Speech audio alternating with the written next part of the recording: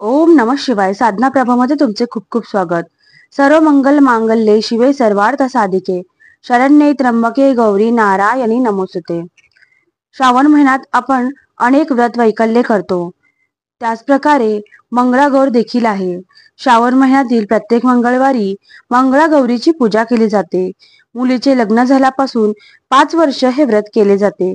या दिवशी शमी, आघाडा, धोत्रा, डोरली, मोगरी, माका, बेल, तुळस, अर्जुन, रुई, कन्हेर, विष्णुकांत, दुर्वा वगैरे प्रकारची पानफुले आणतात. दुपारी 16 सुवासिनींसह न बोलता भोजन केले जाते. रात्री 16 वातींची आरती ओवाळतात व सुवासिनींची ओटी भरतात. रात्री उपवास करून फुगड्या, नृत्य, बैठे खेळ, गाणी वगैरे म्हणतात. सर्व रात्र जागरण करून आनंद व्यक्त केला जातो. दुसऱ्या दिवशी गौरीचे विसर्जन करतात. हे व्रत पतीला दीर्घायुष्य लाभावे व प्रपंचात सुख समृद्धी यावी म्हणून केले जाते. हे व्रत सौभाग्यकारक आहे.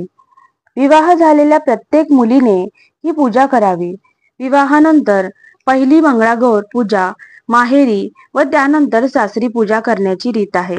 पूजेला वरील फुलांसह तबकात हळद, कुंकू, फणी, करंडा, काजळ, खण, नारळ, सुपारी, विडा, तांदूळ व दक्षिणा इत्यादी वस्तू असाव्यात. हे वाण आईला व आईकडील सुवासिनीस द्यावे. दुपारी मौन ठेवावे व जेवण करावे. रात्री उपवास करून देवीची आरती म्हणावी. त्यानंतर देवीसमोर नृत्य, फुगड्या, गाणे, खेळ खेळावेत. दुसऱ्या दिवशी गौरीला सौभाग्य द्रव्य अर्पण करावे व तिचे विसर्जन करावे. गौरीची प्रतिमा ब्राह्मणास दान द्यावी. दक्षिण भारतात ब्राह्मण स्त्रिया हे व्रत करतात.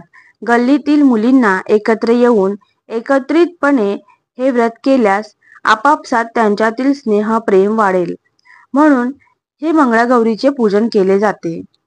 त्याचबरोबर ज्या स्त्रिया मंगळागौरीचे पूजन करत नाही तरीही त्यांच्याकडे मंगळागौरी दिवशी म्हणजे श्रावणातील मंगळवारी आपल्या कुलदेवीस थालीपीठ, धपाटे अशा प्रकारचा नैवेद्य दाखवण्याची प्रथा असते.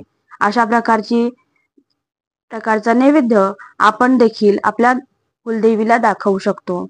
अशा प्रकारे ही मंगळागौरीची पूजा कशी व का केली जाते याची माहिती व महत्त्व आपण आज ऐकले. तर याची झालेली साधना मी स्वामींचरणी अर्पण करते.